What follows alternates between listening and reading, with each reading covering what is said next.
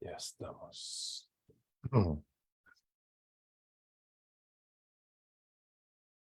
Muy buenos días, muy buenas tardes, queridas familias del mundo. En el lugar donde se encuentren y si nos ven en diferido, muy buenas noches. Desde la Organización Mundial de la Familia y dentro de su propio vértice, que es la Organización Internacional de Personas con Discapacidad Sin Fronteras, estamos una vez más abordando un tema muy importante, que es el duelo en sí, que implica lo saludable versus la comorbilidad. ¿Y qué es esto? Entendemos como duelo todo tipo de pérdida y tiene un proceso muy importante. Y dentro de este proceso que el ser humano transita, existe lo saludable, es decir, aceptar ese dolor, esas emociones convulsionadas, esas reacciones, esos rechazos, y todo este proceso, que lo vamos a mirar de una manera muy amplia y profunda, versus la no aceptación, el dolor profundo, el sufrimiento, la desorientación que va a generar comorbilidad. ¿Y qué es la comorbilidad? Pues estrés, ansiedad, depresión, incluso hasta situaciones de suicidio y no aceptación, la autoaniquilación del ser humano. Y tengamos bien presente que este cerebro, esta mente, tiene una unión, una comunicación bidireccional con esta parte física, corpórea, biológica, fisiológica. Y todo lo que ocurra a nivel emocional va a impactar a nuestra salud fisiológica, y lo que ocurra en nuestro organismo va a impactar nuestra salud mental. Pues bien, también vamos a ver lo que son los procesos en las líneas diagnósticas, porque ¿qué sucede también cuando yo recibo una línea diagnóstica de un especialista y un médico de un proceso de salud mental o un proceso de salud fisiológica que va a implicar discapacidad en mi vida, va a implicar limitaciones en mi vida? Nadie está libre de tener esto. ¿Qué sucede en esta transición?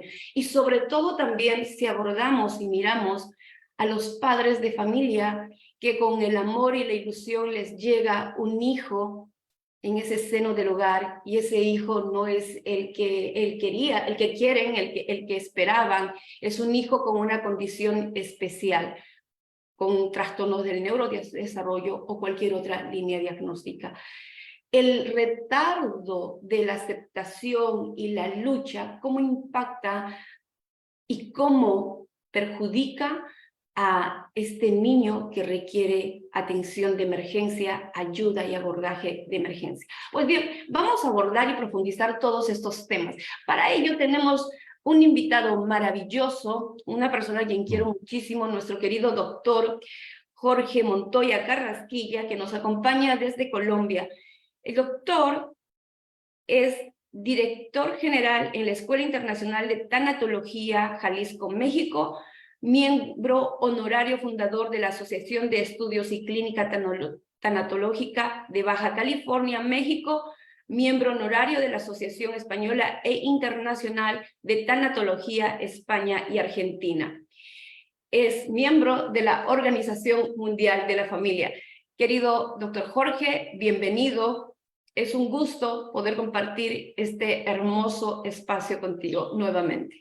No, muchas gracias a ti y a toda la gente que hay alrededor tuyo y que impactan con todos los programas que tiene la OMF. Y pues muchas gracias sobre todo por compartir unos temas que no suelen ser habituales, ¿no? No están en la sobremesa, pero están en la vida, ¿no? Una de las 5 cosas, yo he aprendido 5 cosas inevitables en la vida, no solamente es la muerte, perder seres queridos también es inevitable si la vida nos deja crecer, envejecer, equivocarnos y pagar impuestos también es obligatorio, ¿no? Pero de esas 5 cosas obligatorias, 2 tienen que ver con la muerte y es un tema que tenemos un poco relegado. Pero bueno, estos programas, el que Que vayamos creando esa cultura de duelo, que es importante saber qué hacer. Mira, yo me sueño que algún día, como pasa con la cultura cardiovascular, que tú sabes que la aspirinita, que el ejercicio, que bajar de peso, que no fumar, que una dieta saludable, etcétera, etcétera, ayudan a tu salud cardiovascular. Pues la salud emocional mejora también cuando trabajamos adecuadamente nuestros duelos. Ahora que hablamos de duelos saludables, pues trabajar un duelo de manera saludable, pues ayuda a mi salud emocional. Porque casi siempre, mira, la gente paga más fácil una cantidad de dinero, digamos, por exagerar, $2,000 por un diseño de sonrisa, pero protesta porque está pagando $100 por una consulta de psicología. O sea, eso es bastante paradójico. Qué importante es cuidar nuestra salud mental, desarrollar esta resiliencia, porque no, la resiliencia, salud mental es un autocuidado, es una autorresponsabilidad. Pero como tú dices, las personas no están muy educadas. La educación es parte de todo esto, no solamente el hecho de ir a un lugar para adquirir una profesión, una especialización, o una expertise en la vida. Esta educación fundamental que implica cómo estamos en el mundo, para qué estamos preparados y para qué no. Y me encanta, y tomo de ti desde el primer momento en que te escuché mencionar, generar una cultura del duelo. Sí, y tú que estás tan comprometido con todo, es generar esa cultura del duelo, incluso entender que el abordaje en este duelo y acompañamiento a los hijos, en el entendimiento de sus emociones y dolores y de sus pérdidas como pequeños, es muy diferente a la de un adulto.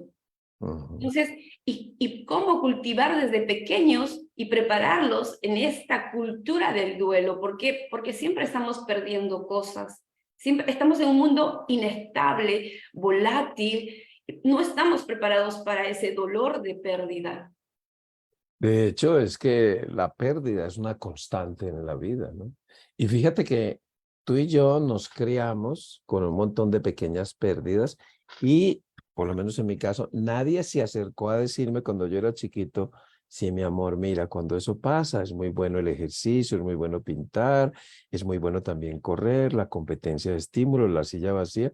No, yo me fui creciendo observando lo que los adultos hacían, si era porque se quedaban callados y reprimían sus emociones o porque se agitaban y mostraban manifestaciones muy dramáticas. Nadie se acercó a enseñarme estrategias adecuadas. Entonces, la mayoría de los seres humanos crecemos y nos enfrentamos ya de adultos a una pérdida de gran impacto en nuestro mundo personal sin saber qué hacer. Pero no es porque no haya qué hacer, es que nadie se sentó con nosotros a enseñarnos qué hacer. Y esto es cuando estas pérdidas son pequeñas, que se van acumulando en sentimientos de frustración, de ira, de reproche, de victimización. Y ahí está lo no saludable, cuando vamos en la lucha, pero empezamos a luchar desde pequeñitos con muchísimas cosas. Y qué importante es este acompañamiento, pero siempre digo, no se puede dar lo que no se tiene. Si papá y mamá no aprendieron ello, pues tampoco van a tener la capacidad de poder hacer este acompañamiento de pequeños y también está el soltar las expectativas que ayuda mucho en este proceso. Yo me acuerdo que alguna vez tuve una pérdida muy impactante, independientemente de otros duelos.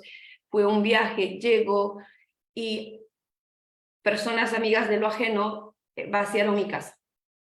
No. Imagínate, esa pérdida, esa impactante, fue tan fuerte que tenía a mi hijo pequeñito y pude soltar y decir, lo más importante es mi hijo, yo, que estamos bien, mi familia, y ya veremos qué se hace. Pero ¿cuántas personas no tienen esta capacidad de soltar y tienen muchísimo apego? Apego a sus ideas, apego a sus paradigmas, que no permiten que justamente haya esta flexibilidad cerebral, flexibilidad cognitiva y se quedan en la lucha.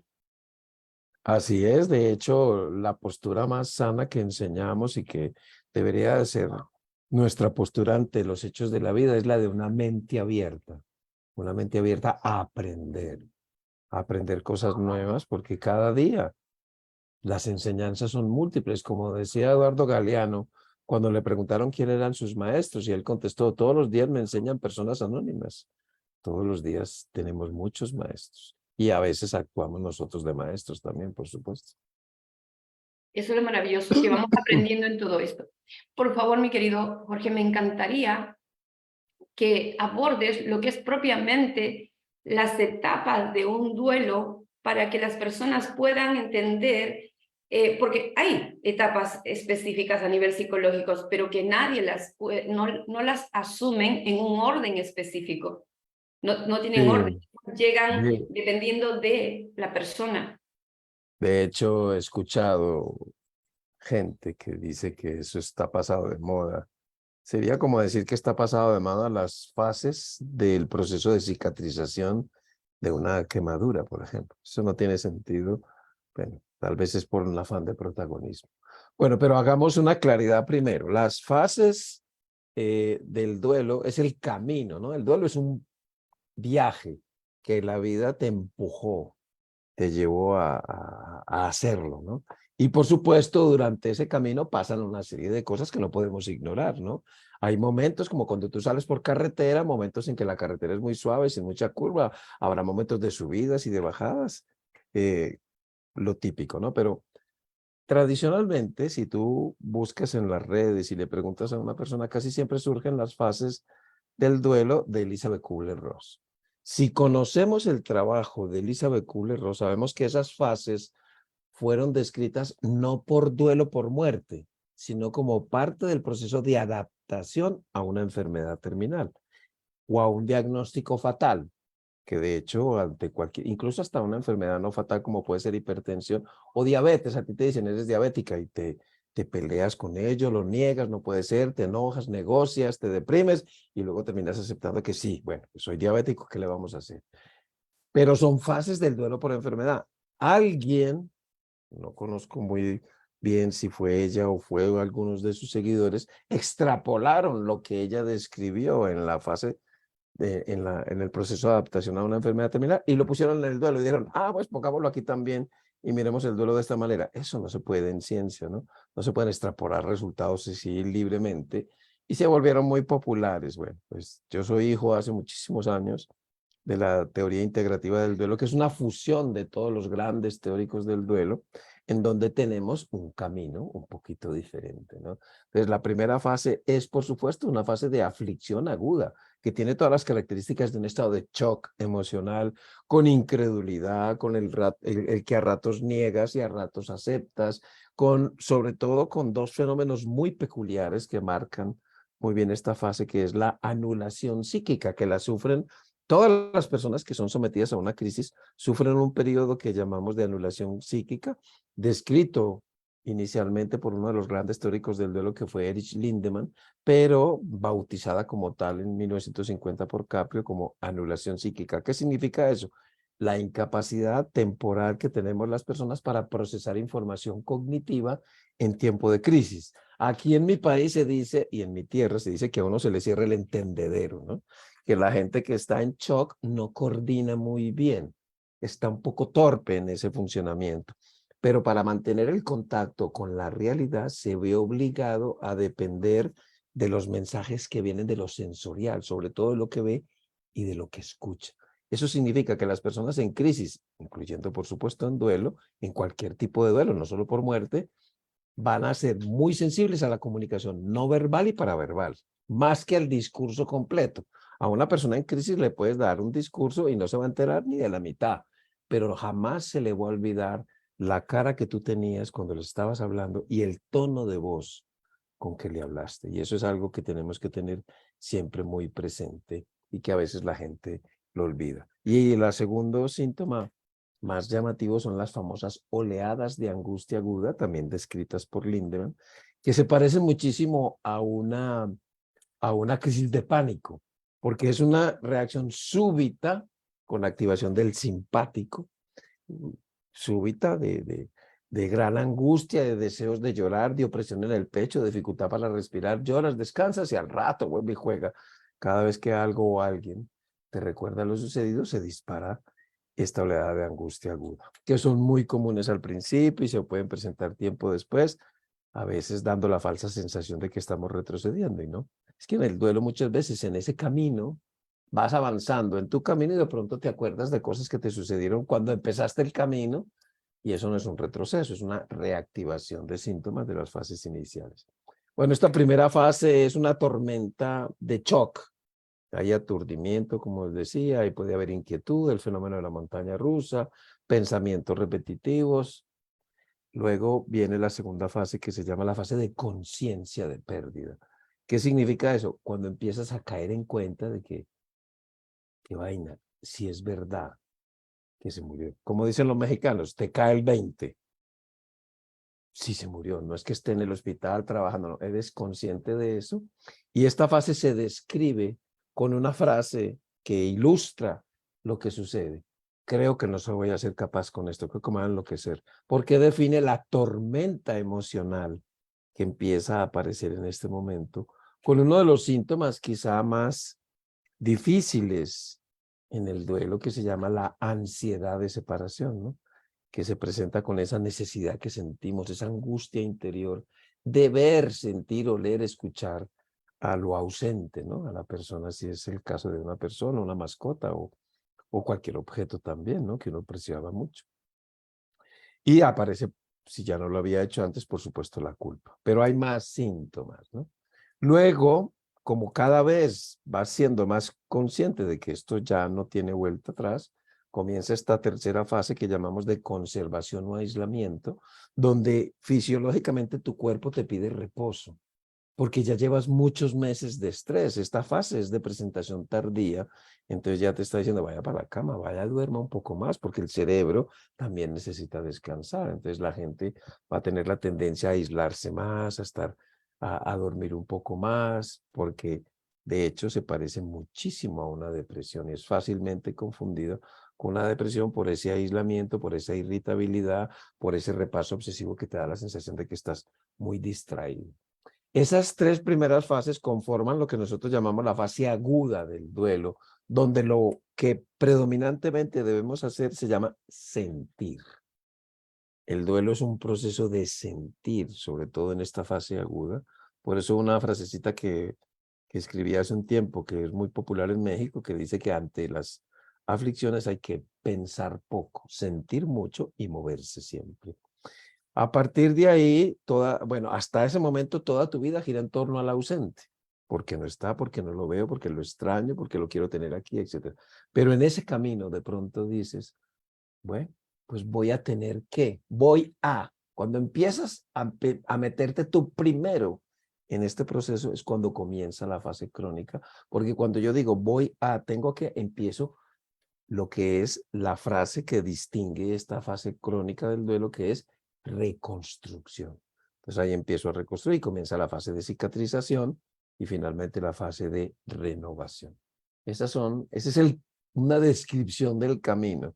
Que alguien, porque todavía los escucho que dicen que lo son las tareas del duelo y no las fases del duelo, es porque no han entendido bien que no se puede negar lo evidente. Definitivamente es todo un proceso emocional de lucha en estas tres primeras fases y este bloqueo mental de no aceptación. Y la lucha pues genera esta rumia de por qué a mí y todos estas confusiones que no hay una claridad hasta que me doy cuenta. Me doy cuenta que estoy en esta realidad y ahí vendría a ser, ¿ahora qué toca hacer? Voy a Pues empiezas a poner orden en la casa, digamos, y debes empezar por ti mismo primero, por una buena higiene de sueño, una buena alimentación, hacer ejercicio, empezar a socializar un poco, porque hasta ahora no te da como mucha gana de empezar a relacionarte. Yo siempre le digo a la gente que cuanto antes busque ayuda, tanto mejor, porque eso se llama una interpretación que hice yo de la ley de Hansel, que es una ley de intervención en crisis, que con la interpretación significa que cuanto antes busques ayuda, tanto mejor, porque evitamos que se formen patrones disfuncionales del duelo, formas no adecuadas, más tormentosas, más pesadas, más angustiantes. Entonces, cuanto antes acudas, mucho mejor. Y si tienes tu grupo de duelo, la mejor recurso externo con el que contamos, bueno, no en todas partes se cuenta con ello, eso se hace parte de la cultura del duelo, son los grupos de ayuda mutua, ¿no? Que yo tengo, pues, hace muchos años trabajando con ellos, implementando en muchas partes, pero hay que buscar otras personas que me compartan su manera de hacer, ¿sabes? Porque cuando tú estás en un grupo de duelo con 20 o 30 personas, pues sí escuchas cosas trágicas, por supuesto, pero vas a escuchar cómo lo están haciendo ellos. Y eso te sirve a ti de complemento. Esa es una de las formas, hablando de duelos saludables, lo primero obviamente es tener información adecuada. No reprimir mis emociones, buscar la manera más constructiva mi, a mi estilo personal de descargar el dolor, tristeza, angustia, desesperación, vacío, soledad, incertidumbre, enojo, culpa, todo lo que me genere el duelo. Luego, encontrar un analgésico para cada uno de los dolores que me produce la muerte, porque la muerte produce, sobre todo cuando la pérdida que yo tengo es por muerte, me produce muchísimos dolores, dolor físico, psicológico, social, familiar, espiritual, me duele el pasado, el presente y el futuro. Y hay que buscar un analgésico para eso. Y finalmente, pues tengo que empezar ese proceso de reconstruir. Pero todo tiene su tiempo, ¿no? El duelo saludable implica una buena información, porque yo no puedo enfrentar de manera adecuada, saludable un proceso si no lo conozco. ¿Y dónde vas a buscar la ayuda? Cualquier persona no conoce muy bien el proceso del duelo. Y también dentro de esa duelo saludable es estar con otras personas para aprender otras estrategias, porque está bien, yo les puedo decir a ellos, miren, porque acaba de estar en un congreso, porque me leí un artículo, porque en la universidad me dijeron que era bueno hacer esto y aquello, pero no, lo que nosotros aprendemos en los grupos es lo que ellos han utilizado y es lo que les devolvemos a ellos. Pues el escribir, lo que son todas esas estrategias de afrontamiento que hasta ahora tengo cerca de 50 recogidas. Pues maravilloso, porque las estrategias son un complemento para gestionar todo este proceso, porque Así. este complemento de gestión son recursos, recursos que uno tiene y utiliza para desarrollar y atravesarlo. Mi querido Jorge, ¿qué ocurre en un duelo cuando a un papá le dan la noticia de que el hijo que tiene, o por el desarrollo del hijo, pues tiene síntomas, señales de que está dentro de una línea diagnóstica del trastorno del neurodesarrollo, TEA, X frágil y muchos Down. otros más? Ujú. Bueno, eh, eso va a depender mucho, ¿sabes? De las perspectivas que tú tienes, ¿no? De lo que es un hijo o lo que esperas, ¿no? Vivimos en una cultura muy machista, con lo cual, pues a muchos hombres les puede golpear muy duro el que el hijo no salga como uno esperaba que saliera, ¿no?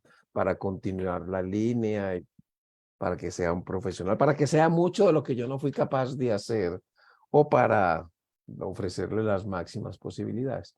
Entonces va a depender mucho del concepto que yo tenga de hijo, ¿no?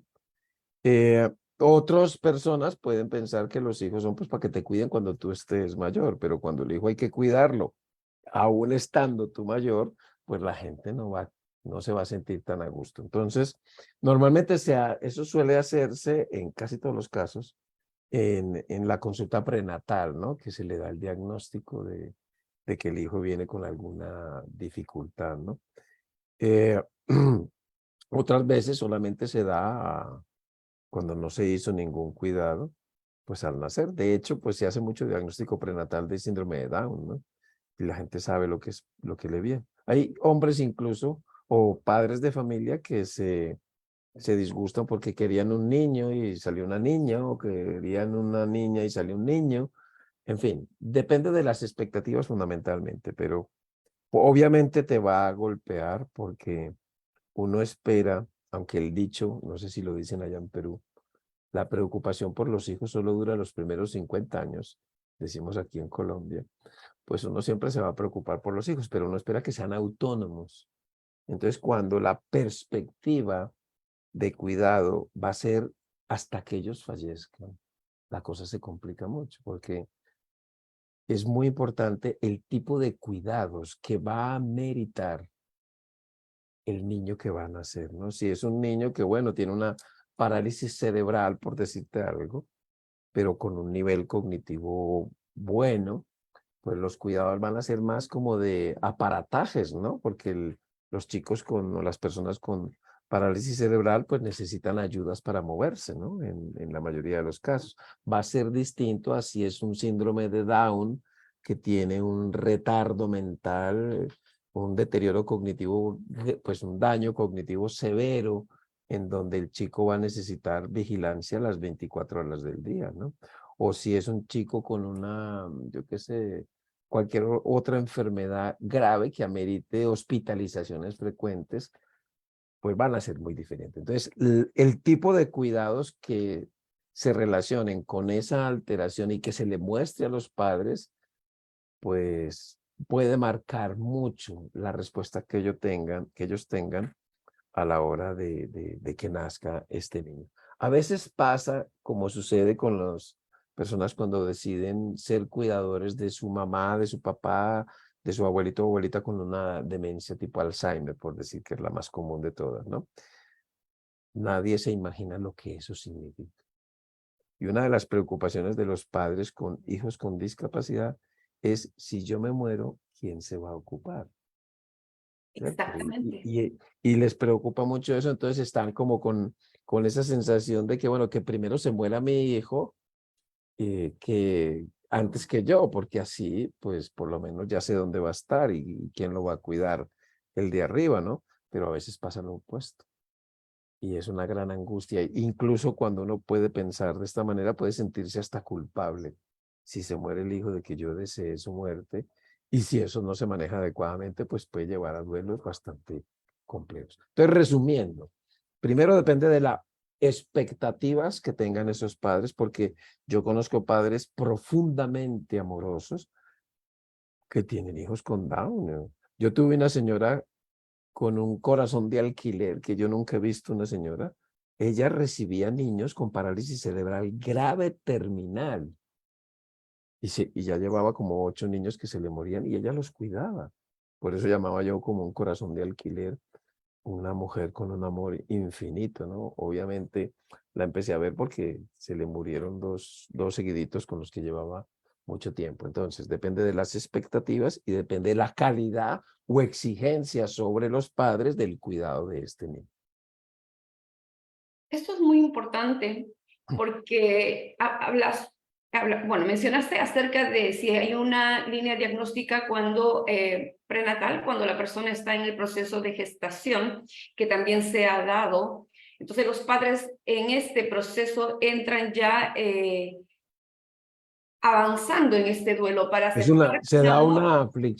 una aflicción anticipatoria asesorada. Cuando no, es un shock como con una muerte súbita, ¿no? Exacto. Aquí es, bueno, lo importante es de que hay una aflicción asesorada y tiene un mayor resultado de aceptación y de construcción. Pero en el caso de los trastornos del neurodesarrollo, X frágil, autismo, estos que primero se van evidenciando ya cuando el niño tiene 2 años, 1 año, 3 años, y que cuando se da esta línea diagnóstica, pues los papás entran en un proceso totalmente de aflicción, de rechazo, y su primera preocupación, independientemente de todo lo que se describe y que representa que es un duelo, es ¿qué va a hacer de mi hijo luego? ¿Cuánto va a ser capaz de ser autosuficiente? Y en esta reflexión es fundamental hacer un hincapié de que cuanto más antes este padre, esta madre, tome acciones y pueda tener un proceso de duelo saludable, orientado, pues va a ser mucho mejor para el hijo porque se va a hacer los programas de intervención profesionales, psicoterapéuticas, para que supere las limitaciones. Pero también me encanta mencionar, y es importante, de que una línea diagnóstica de este tipo no puede ser la sentencia del cuadrito y la etiqueta de esa condición de vida, porque esta ya no es una enfermedad, es una condición de vida. Sí.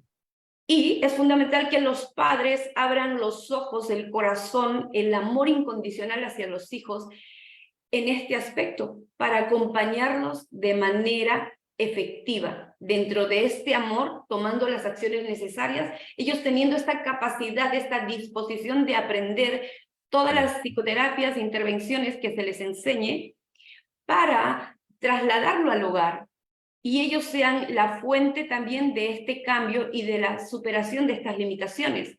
Y hablamos de educación, de inclusión.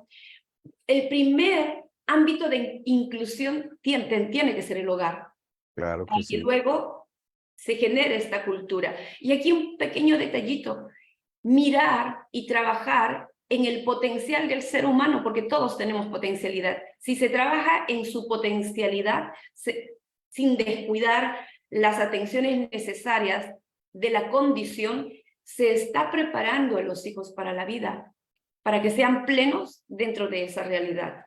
Así es.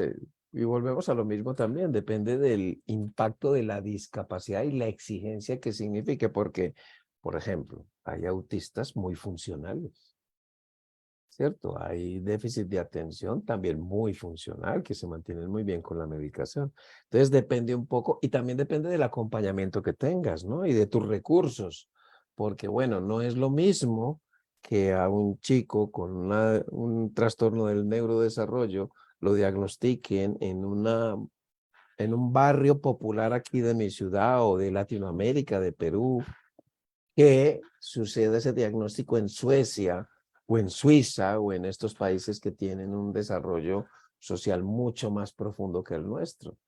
Va a ser diferente, ¿no? Pero lo que sí está claro es que estos procesos que comienzan a manifestarse más tardíamente, ¿no? En el desarrollo del niño, pues van a producir, por supuesto, un impacto muy importante en las familias que va a estar muy relacionado con el acompañamiento que tengan y la información y el apoyo, por supuesto, no solamente de las instituciones sociales gubernamentales, sino de su propia familia. No es lo mismo tener una persona con una dificultad de estas solo en tu casa, sin nadie que hacer, a que tengas muy distribuido todas las funciones y se roten los roles, etcétera, etcétera. Definitivamente estas acciones determinan ese futuro del que los padres se preocupan. ¿Qué va a hacer de mi hijo? Pues, ¿qué va a hacer de tu hijo? Lo que tú hagas aquí y ahora. Cómo lo Exacto. vayas preparando y lo vayas apoyando en este aspecto tan importante. Y considero también que tú hace un momento comentaste que hay estas comunidades de duelo para ver qué le funciona, cómo lo afronta y generar comunidades de padres que tengan hijos Fundamental. con esta condición, creo que es fundamental. ¿Por qué? Porque no solamente hay una catarsis que va a ser entendida y comprendida a esos niveles vivenciales en esa congruencia, sino también hay los recursos de qué es lo que hago, cómo lo afronto y este es una base firme de contención y soporte para ese desarrollo. Nosotros tenemos un grupo que es el grupo de duelo ambiguo, que es para familiares, duelo ambiguo tipo 1, que es para familiares de pacientes con demencia. Y entonces se hace un intercambio de estrategias. Ah, no, es que mi papá tiene esa conducta persecutoria que no me deja en paz, no me deja ningún espacio. Y entonces comenta otra, pues cuando a mí me pasó, yo hice tal y tal cosa. Y ahí se intercambian estrategias, que eso la mayoría de las veces no aparecen en los libros, sino que son producto de la vivencia de la creatividad, porque hay que entender también que estos padres, estas personas cuidadoras, tienen una creatividad impresionante que valdría la pena recoger. De hecho, tenemos un programa también que se llama PEBRES, Personas con Experiencia Basada en la Realidad con Entrenamiento, que es precisamente recoger la experiencia vivencial y capacitarles para ser mejores facilitadores de la problemática que sea que hayan vivido. Esto es maravilloso porque no hay nada más válido que la propia vivencia y la experiencia y esta creatividad para tener resultados. y como tú dices, no están en libros, no se consideran porque ya dejan de ser texto, dejan de ser literatura para ser más experiencial, vivencial en el laboratorio más grande que tenemos. La vida. La vida, exactamente. Así es. Tal cual.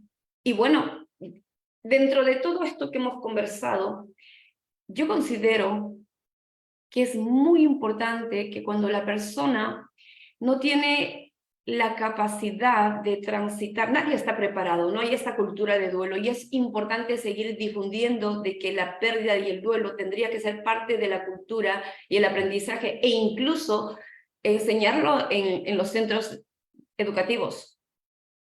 Preparar de alguna... Fíjate, A ver. cuando yo no tenía tanta experiencia, iba a los colegios a hablarle a los estudiantes sobre duelo. Y la mayoría estaban o bostezando o hablando con el de al lado, porque ese tema no es atractivo para la gente joven, ¿no? Entonces, hace muchos años ya vengo en esa cultura de duelo, decirle a los chicos, las pérdidas son inevitables. Yo les voy a enseñar hoy qué se puede hacer si eso ocurre. Entonces, hace mucho que cambié el discurso en enseñarles estrategias de afrontamiento para los tipos de crisis. Y ese es la enseñanza. Yo no soy muy amigo de la pedagogía de la muerte, de llevarle y hablarles de la muerte a los estudiantes. Tendríamos que, sería para un foro de discusión sobre este tema.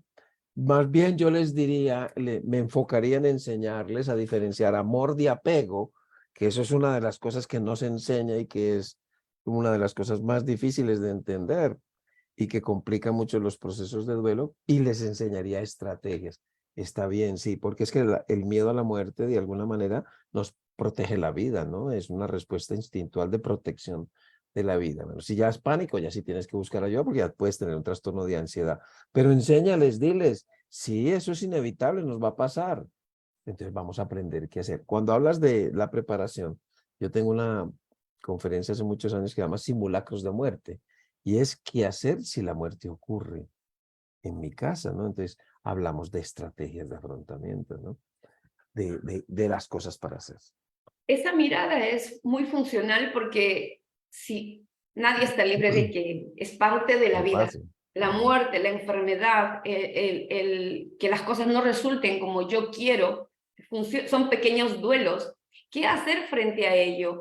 Y como tú dices, en un ámbito de educación, solamente el que sepan qué hacer frente a un duelo cuando están en sus primeras, en la adolescencia, están en sus primeros contactos de gustos, en el primer amor, Eso como duele. cómo, cómo duele cuando esto no resultó y tuvo un mal final. Hace 2 días, esto lo comparto, que en la universidad un amigo a mi hija le llamó, le dijo, necesito una escucha porque estoy sufriendo y no sé qué hacer. Y si Y de alguna joven, manera, ¿de qué edad? ¿El chico de qué edad? 22. Qué bueno que se abra a buscar ayuda. ¿Sabes qué pusieron aquí en mi ciudad? En las estaciones del metro, en las bibliotecas públicas, en muchos sitios hay, usando un estilo colombiano que es ponerle verbo a todo, escuchaderos. ¿Sabes lo que es un escuchadero? Una oficina donde hay personas, donde tú puedes entrar gratuitas porque son del Estado y te escuchan. El solamente compartir y ser escuchado ya es de una gran ayuda porque te da claridad mental y sales de ese bloqueo. Y sales un poquito más liviano y al escucharte también te vas dando cuenta en estos procesos que atravesar estos impactos emocionales solo, que es ahí donde se hace esta rumia mental y se fortalece tanto que se va a lo no saludable. Entonces, qué importante es compartir, y esto en este caso de familias que estén atravesando momentos difíciles, pues generar comunidades para que vayan y también puedan expresar sus emociones, puedan expresar sus dificultades, sus dolores. Y como todo ser humano, atraviesa este proceso y avanza, pues le da un recurso y la empatía es mucho más real, porque no es que yo te entiendo porque me estás contando algo triste. No, yo te entiendo porque también lo viví, lo sentí y a mí me funcionó mirar las cosas de esta otra manera. Entonces, ¿cómo se puede generar toda esta inteligencia amorosa en recursos de apoyo? Y esto implica qué maravilloso es si construimos en sociedad miradas amorosas, integrativas, compasivas, y nos involucramos en todos estos aspectos. Y cuando hablamos de amor y compasión, pues es y perdón y gratitud, que para mí son los 4 pilares más importantes dentro de la estructura de la personalidad o el constructo mental de un ser humano, que ya trasciende a una espiritualidad preciosa, trabajar ello en uno y en la familia, porque nos va a dar fortaleza para poder afrontar diferentes dificultades y generar este aprendizaje que se denomina resiliencia. Así es, una de las cosas que tenemos muy claro cuando trabajamos con los niños, porque he escuchado de profesionales que dicen que los niños son resilientes y cada vez que escucho esa frasecita me duele el estómago, porque los niños no son resilientes. La resiliencia proviene de la disponibilidad de recursos, tanto internos como externos, para salir avante, para salir exitosos de un hecho trágico, ¿no? Y los niños tienen muy escasísimos recursos para defenderse de los traumas. Tienen, por ejemplo, la inquietud, lo que es la hiperactividad, que se asocia mucho con las pérdidas, se mueve mucho, porque al fin y al cabo el movimiento es una forma muy básica de descargar angustia. Están los trastornos del sueño, los trastornos del apetito, ciertos trastornos conductuales muy comunes en el duelo, los cuadros regresivos, y muchas veces esto es manejado de una manera muy mal manejado, por decir algo, de que son castigados en este sentido sin entender que es que el niño se está defendiendo. Entonces, la resiliencia proviene fundamentalmente de disponer de recursos.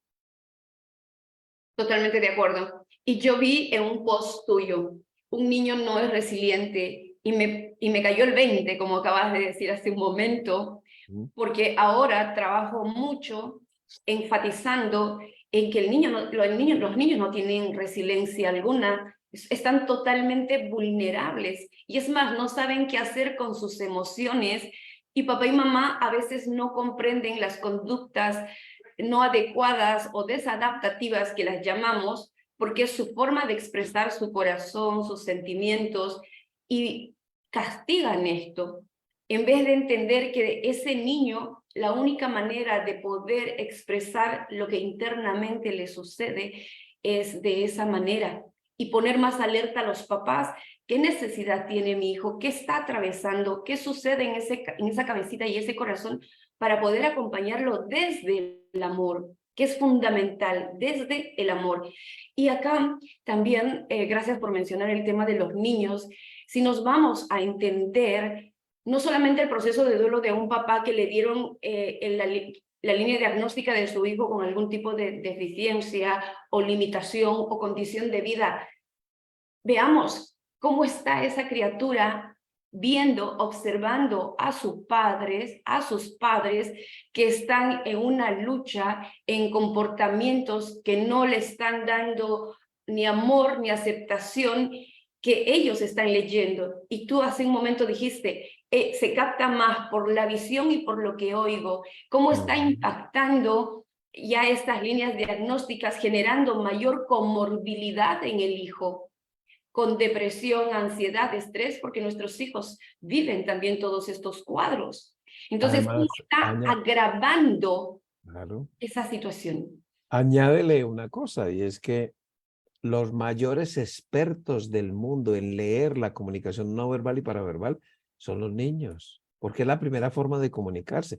Tú te puedes acercar a un bebé de 5 meses y decirle, a ver, Pedrito, ¿cómo quieres que te traiga el biberón? ¿Con chocolate, con vainilla o solo con azúcar? ¿Qué te contesta el bebé? Nada, porque no entiende el lenguaje verbal. Pero si te acercas con una cara bien sonriente, te va a sonreír. Y si le hablas así bien feo, pones una cara feo, se pone probablemente a llorar, porque te está leyendo. Y eso a veces, esa cosa cuando dice la familia, no, doctor, es que yo no lloro delante de mis hijos para que mis hijos no se angustien más. A la gente se le olvida que la comunicación verbal solo es el 7% de lo que decimos, que el 93% es no verbal y paraverbal. Totalmente, totalmente de acuerdo. Y qué importante es enfatizar esto a los papás que están atravesando estos procesos de aceptación, de duelo, en entender que cuanto más busquen ayuda, acompañamiento para que esto sea saludable y tomen acción dentro de este amor infinito hacia los hijos y que los hijos los están observando y leyendo. Y si te preocupas, papá, ¿qué va a ser de tu hijo mañana? Porque tiene una determinada condición, va a ser lo que tú hagas con amor, aceptación y esta proximidad, porque ya va a ser inevitable que estés ausente, tendrás que estar presente y tomando las acciones adecuadas. Y hay muchos padres que han hecho de su vida una lección de amor y trabajan con otros padres y tienen fundaciones. Y quiero acá mencionar a nuestro querido David Agut, que es nuestro representante de la OMF y la OIPD en Argentina, que tiene su fundación de síndrome X frágil. Ahora él trabaja con el amor infinito hacia su hijo, el entendimiento de qué es lo que se tiene que hacer, compartiendo sus experiencias y aportando en todas las familias para este entendimiento despertar, porque también él me comentó, y esto es de una fuente real, no es una suposición, de que en todo el trabajo que desarrolla y sus viajes se encuentra con padres que ven determinados comportamientos que deberían ser alertas para llevarlos a un especialista y se niegan a aceptarlo. Y esto también son condiciones de no tener responsabilidad y de entrar en negación. Y esto va en contra de la familia. Claro que sí, eso genera un grave conflicto y aplaza y dilata las cosas a unos puntos que a veces ya el punto de retorno se sobrepasa y se hace mucho más complejo y más difícil. También es el reconocer que, porque muchas de estas alteraciones del neurodesarrollo, muchos padres lo asumen como que no hice bien las cosas, porque empiezas a hacerte como una especie de autopsia. No le fui fiel a mi esposa. ¿Será que no hice bien las cosas? ¿O será que es que yo soy defectuoso? Y empiezan a huir de esos pensamientos que rumian ante el hecho trágico de uno de estos diagnósticos, ¿no? Y esa rumia mental anticipada los pone también en situaciones vulnerables no saludables. Generan estrés, generan ansiedad, sus comportamientos no son adecuados, hay irritabilidad, cambia toda su capacidad en el trabajo, sus relaciones se vuelven disfuncionales. Mira todo el impacto que se desarrolla, se perjudica a los otros hijos en casa, porque ya no se está presente en ellos. Entonces, todo es comórbido, todo genera una situación no saludable en todo el ámbito familiar, afecta incluso los diferentes roles en los que nos desenvolvemos, como lo mencioné, el tema laboral, social, familiar, parental, amical. De pareja ya sabemos que los índices de disoluciones conyugales cuando tiene un hijo con alguna dificultad son mucho más altos que en muchas otras condiciones, ¿no? Sí, definitivamente. Y debería ser lo contrario. Nos unimos como padres dentro de este amor para cuidar a este hijo y prepararlo para la vida. Sí, bueno, Qué importante es esa es la contactar, ideal, ¿no? sí, contactar con el aquí y ahora. Y aquí y ahora se pueden hacer muchísimas cosas. El pasado ya fue, no existe. El futuro es lo que vayamos a hacer aquí y ahora. Mira, una de las cosas que hace que los adultos suframos mucho en relación con las pérdidas es que los adultos vivimos constantemente en los tres tiempos. Tú estás en el presente, pero te está fastidiando el pasado porque fue muy bonito y los recuerdos, pero también te está molestando el futuro porque ya no lo vas a tener. Entonces estás en ese sufrimiento constante, moviéndote de un lado para el otro. Por eso una de las estrategias cuando perdemos algo, que no sea pues un niño, es jugar con los niños. ¿Y sabes por qué? Porque el niño vive en el presente. Entonces el niño te dice, venga, yo lo saco a usted de esa rumiación de pasado, presente y futuro y quédese conmigo aquí en el presente y te obliga. Es como una especie de time, como hacen en baloncesto, ¿no? Venga aquí al presente y esté conmigo. Entonces te sustrae de ese sufrimiento. Estar con los niños es una estrategia maravillosa. Excelente, maravilloso. Entonces, ¿qué otras estrategias nos puedes compartir Bueno, para afrontar este tipo de duelos o bueno, cualquier duelo que esté? hay muchas. Empecemos, por ejemplo, por poner límites, ¿no? Que es la que casi siempre comenzamos, ¿no? Poner límites hasta donde la gente se puede comprometer contigo, meter en tu duelo, porque sabemos que la mayoría de las veces la gente quiere que hagamos el duelo como a ellos les parece, ¿no? Que no hagas esto, que tienes que hacer aquello, bueno. Entonces hay que saber. De hecho, cuando yo le enseño a la gente a poner límites, la gente empieza a decir, claro, usted desde que está yendo donde se Montoya, se ha vuelto muy grosera. Pues porque estás aprendiendo a poner límites hasta dónde involucrarse en la persona, que me dejen llorar si así lo deseo, que respeten mi estilo de hacer las cosas, etcétera, etcétera. Segunda estrategia, me tengo que distraer. Yo no puedo estar las 24 horas con el dolor de frente. Entonces la distracción es excelente, pero tiene un problema. No es un mecanismo resolutivo. No resuelve, aplaza las cosas para cuando se acabe la distracción. Por eso la distracción hay que combinarla siempre con un afrontamiento directo. Tenemos estrategias muy cerebrales como son la racionalización y la intelectualización, que son muy buenas, pero no son tampoco tan efectivas. Resuelven una pequeña parte de todo el proceso.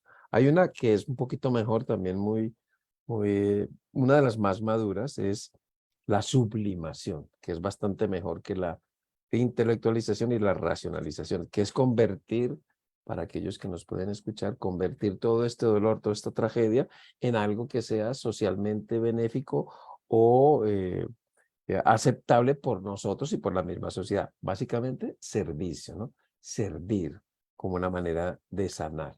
Luego tenemos muchos otros, como puede ser la silla vacía, que llamo yo la silla vacía modificada.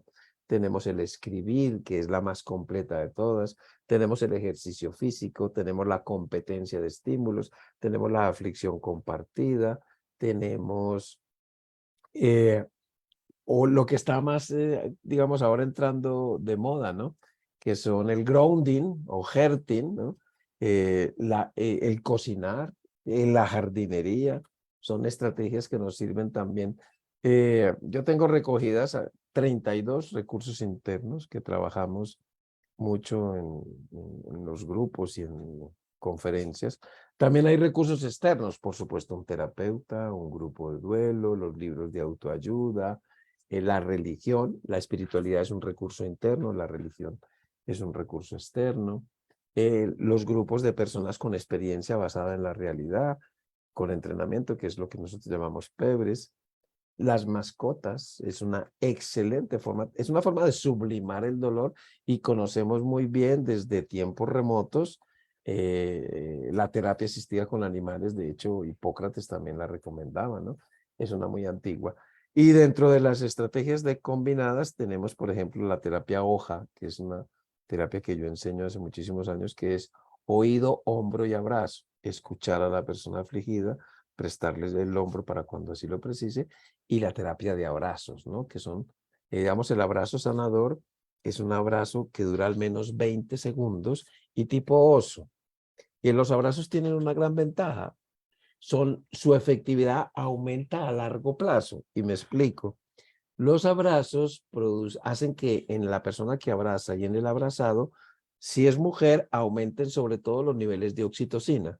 Y si es hombre, aumenten sobre todo los niveles de vasopresina. Ambas hormonas, que son conocidas como las hormonas del amor, las hormonas del apego, son anticortisol. Y el cortisol se presenta en el duelo tardíamente. El cortisol es una hormona de respuesta al estrés, pero es tardía, no es inmediata. Se necesita un estrés sostenido, como es el duelo, y comienzan a subir los niveles de cortisol entre 1 y 3 meses después de la exposición al evento crítico. O sea que cuanto más largo sea un proceso estresante, más efectivos serán los abrazos. ¿Tú te imaginas que en una empresa que maneja altos niveles de estrés empiece a incorporar como condición que los empleados tengan que abrazarse 4 veces al día con abrazos de 20 segundos?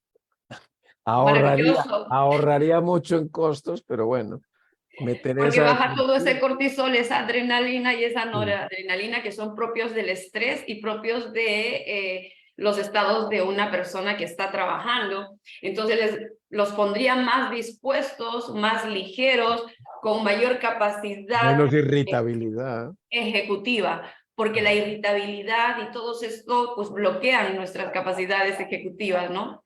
De adaptación, resolución de problemas y creatividad, pero yo estos abrazos, yo también siempre los recomiendo porque generan esta oxitocina maravillosa que de inmediato bajan al cortisol y nos dan mayor salud fisiológica, porque el cortisol es un inflamatorio total y que se va por todo nuestro torrente sanguíneo y nos predispone a que también fisiológicamente vayamos a enfermar, ¿no? Por eso el cerebro y el cuerpo pues va totalmente conectado. Y aquí hay algo muy lindo, tenemos el cerebro del corazón. Claro. Contactar con este cerebro del corazón y generar una coherencia mente, corazón, corazón, mente, pues aquí hacemos de las decisiones y de esta aceptación algo mucho más que esté dentro de ese amor, de esa inteligencia, de esa compasión, de esa aceptación, de esa gratitud. Ok, es lo que hay, es lo que tengo. Entrar en la Fíjate, gratitud es mi realidad. Gracias. Ahora, ¿cómo construyo? Porque si no entramos en esta gratitud, vamos a estar siempre en la lucha, en la que, ¿por qué a mí? En yo pobrecito, yo víctima, yo ya no voy a tener esta persona que la tuve, y yo quería esto, estas expectativas. Pero si entramos en la gratitud, cortamos con todo esto y procesamos y empezamos a agradecer porque hay un sentido superior en esta sublimación que tú comentas. Todo en esta vida tiene un sentido superior, más allá de lo evidente. Entonces, conectar con esta espiritualidad, este sentido superior, ayuda en generar esta gratitud para luego entrar también en un proceso de perdón. Este ejercicio diario que se tiene que entrenar, que me perdono, porque siempre estamos en este proceso de error y acierto, porque somos seres humanos. Entonces, en el momento en el que se encuentre uno, si ya estuvo actuando de manera inadecuada y estoy en me cae el 20, me doy cuenta que he estado en este proceso, estos procesos hermosos de la Gestalt, ¿no? Los 3 niveles del darse cuenta. Me doy cuenta que estoy mal, ¿ok? Profundizo más. ¿Está mal qué? ¿Cómo? ¿Cómo te sientes? Entonces, este darte cuenta ya deja de ser una simple aceptación para ponerte ya en acción y cambio. Y es fundamental entrar en este autoperdón y perdón en general. es un tema que me gusta mucho también. De vez en cuando hacemos el taller de los 4 perdones y también les hablo yo sobre los 3 pilares de la culpa, ¿no? Hay gente, hemos visto, ¿no? Hay gente que se culpa más que otra, y hablamos también de los 3 pilares de la culpa. Son talleres bastante interesantes que ayudan mucho a un duelo saludable, ¿sabes? Un duelo saludable implica todos estos aspectos. Amor, compasión, y esta compasión que a veces está mal interpretada por muchas personas, por la Sí. cultura. Muchas personas creen que la compasión es la lástima, la confunden como lástima, como el pobrecito, como el que me da pena, y qué pena con esto, pena de tristeza, de lástima. No, la compasión es el amor de aceptación, de entendimiento y tomar acción para apoyar al otro. Se acerca mucho la compasión, la definió un psiquiatra de los años 50, 1955, el psiquiatra del moribundo Eisler, que nos habla de cómo es el acompañamiento que requiere un enfermo terminal, y él nos habla del justo don, lo que tú le das al paciente de ti mismo de tal manera que su morir sea un morir conjunto, pues la compasión es un vivir conjunto en solidaridad con el que está sufriendo aquello que le está generando sufrimiento, ¿no? Pero con una objetividad, ¿no? De que tú sabes qué hacer. Como decía, parodiando una frase de Freud, cuando estamos ante una persona que está sufriendo, cualquiera que sea la razón, estamos ante una persona que tiene que hacer una tarea muy difícil, pero la tarea es de ella, no mía. Mi tarea es acompañarle. Y eso es lo que estamos haciendo hace muchos años, ¿no? Seguimos aprendiendo a acompañar. Qué maravilloso. Acabas de hacer un clic en algo importante en mi mente.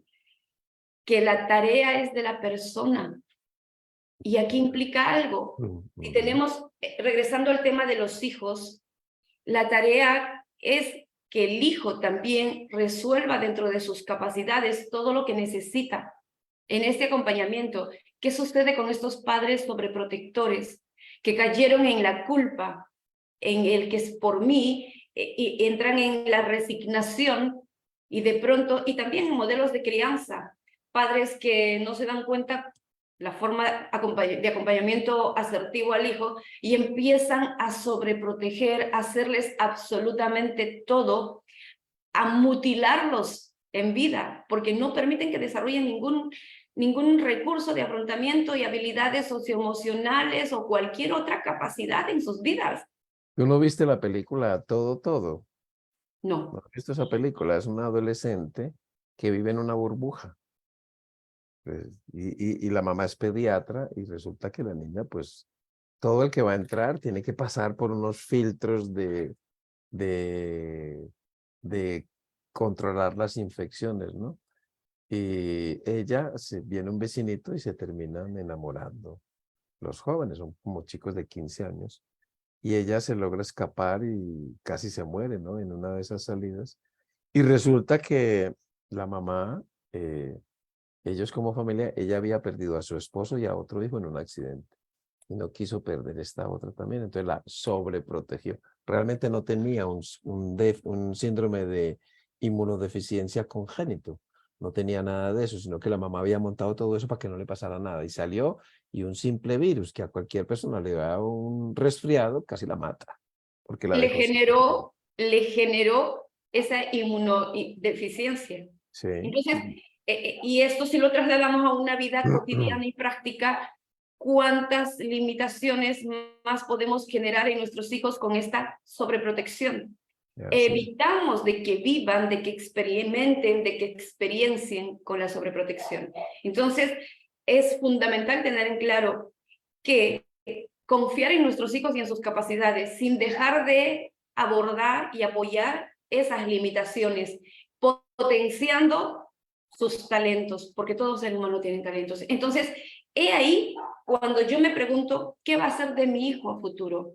Lo que hagas en el presente dentro de este aspecto fundamental.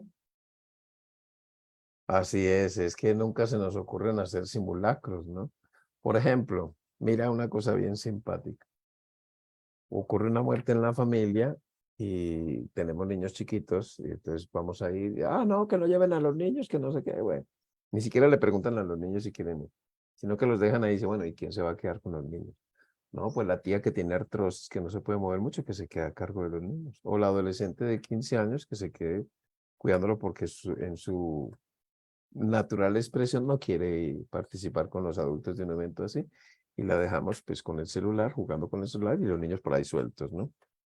O sea, estamos dejando a los niños en un momento tan crítico sin quien sepa cómo acompañarles en este proceso.